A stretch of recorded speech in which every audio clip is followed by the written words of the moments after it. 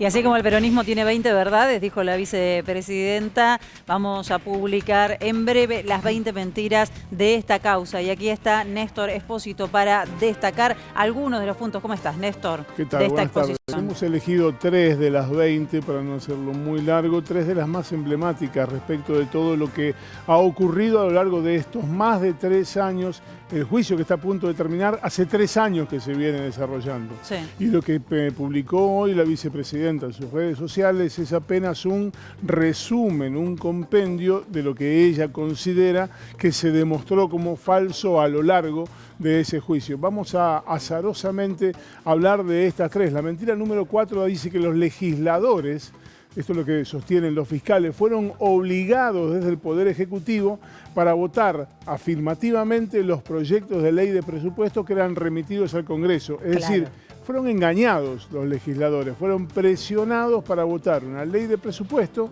que tenía como objetivo central dotar de fondos que iban luego a ser expoliados de las arcas públicas en beneficio de Lázaro Báez. Claro. Lo que explica la vicepresidenta en esa respuesta es que, entre otros, los legisladores Margarita Stolbizer y Fernando Sánchez dijeron que jamás hubo presiones o coacción a los legisladores y, más aún, en los años 2010 y 2011, la oposición presentó un proyecto de presupuesto alternativo que incluía las mismas obras por las que hoy está siendo juzgada la vicepresidenta y el resto de los imputados. Claro. Vamos a la próxima, que es lo que la vicepresidenta llama la mentira número 10.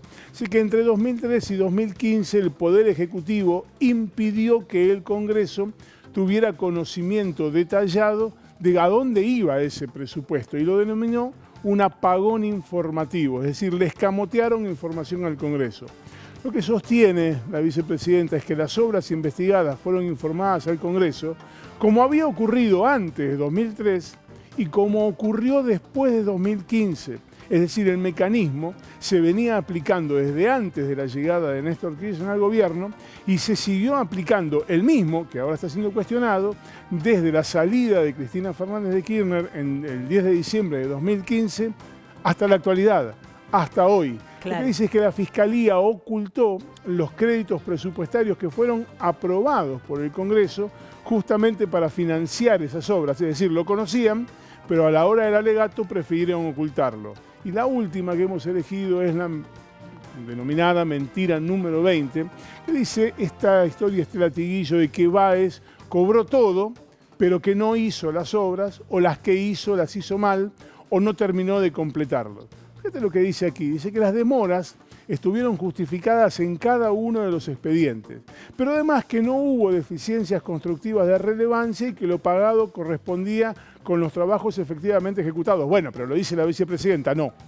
Esto que estás leyendo figura en una auditoría que fue encargada por el titular de Vialidad Nacional, Javier Iguacel, y que fue el primer acto que hizo, la primera resolución que firmó, fue esta auditoría.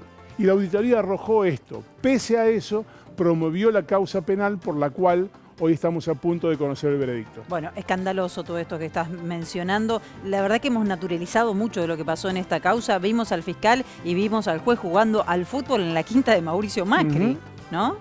Sí, es parte, bueno, ahí hay una invocación respecto de la doble vara que tienen los tribunales federales de Comodoro Pi respecto de las causas, a las que hacen avanzar mucho y de otras causas a las que prácticamente las congelan. Hoy hay causas que están congeladas de hace más de 4 años que involucran a dirigentes políticos de la hoy oposición antes oficialismo.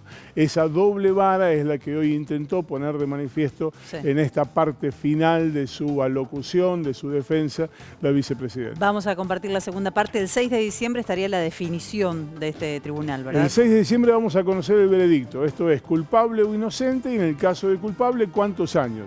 Los fundamentos, la explicación de por qué culpable o inocente, eso va a demorar por lo menos hasta el primer trimestre del año que viene. Gracias, Néstor. Compartimos entonces la segunda parte de la exposición de la vicepresidenta hoy en el marco de la causa vialidad. ¿En serio que creen que nuestros gobiernos cometieron un fraude en perjuicio de la administración pública? Mi gobierno que entregó un gobierno a un país desendeudado, el doctor Néstor Kirchner que le pagó al Fondo Monetario Internacional. Nosotros estafamos al país, defraudamos al país cuando las condiciones de vida de la gente eran muy superiores a las de hoy. Esto es una defraudación al Estado. Sin embargo, quienes trajeron al Fondo Monetario Internacional y 45.000 millones de dólares que no sabemos dónde están, esos no tienen ningún problema. Están en Qatar, mirando el Mundial. Creo que esta suerte de pelotón de fusilamiento tiene por objeto, y tuvo por objeto desde el principio, estigmatizar a un espacio político y fundamentalmente a quien tiene el mayor grado de representación de ese espacio, la estigmatización, para que nunca nadie vuelva a atreverse a hacer las cosas que hicimos nosotros, de pagarle al fondo, de recuperar las AFJP, de recuperar YPF.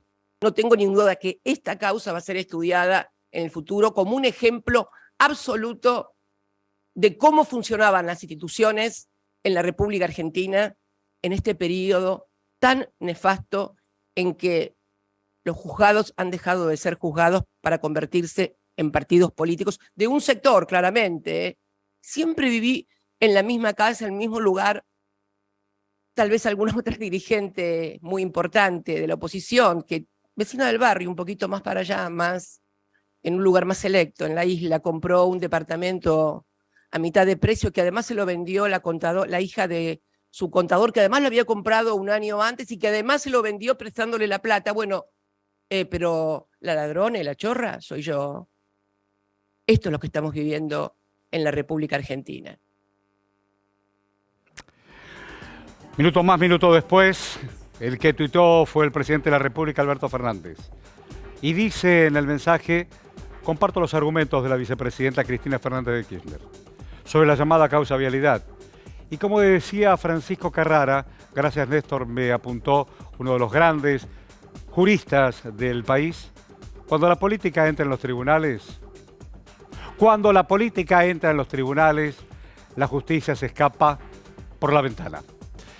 El que también habló fue el senador Parrilli. Y dice, a su entender, que es un escenario montado. Y lo dice de esta manera.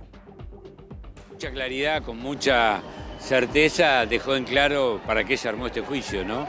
Y cómo este juicio se entrelaza con el intento de asesinato que ella fue víctima el 1 de septiembre. Está muy claro que fue todo un escenario montado desde hace 3 años, con acusaciones que se hicieron en su momento muy rebombantes y que mereció la tapa de todos los diarios. Durante 3 años se llevaron a cabo pruebas que refutaron todas esas acusaciones. Los medios masivos de comunicación se callaron la boca, hay testigos, hay peritos, hay pericias, hay investigaciones, es más, pruebas mismas de los acusadores que revierten que fue toda una gran mentira esto que se hizo, y además también un mensaje a los nuevos dirigentes políticos. Ojo con meterse con los factores de poder en la Argentina. Te puede pasar lo mismo que a Cristina, que te desacrediten, te mientan, te agravian, bueno, y llegado el caso, hasta intentar matarla. No tengo dudas que uno de los objetivos de esta causa es lograr no solamente la desacreditación mediática y la acusación falsa, sino además incluso llegar a proscribirla.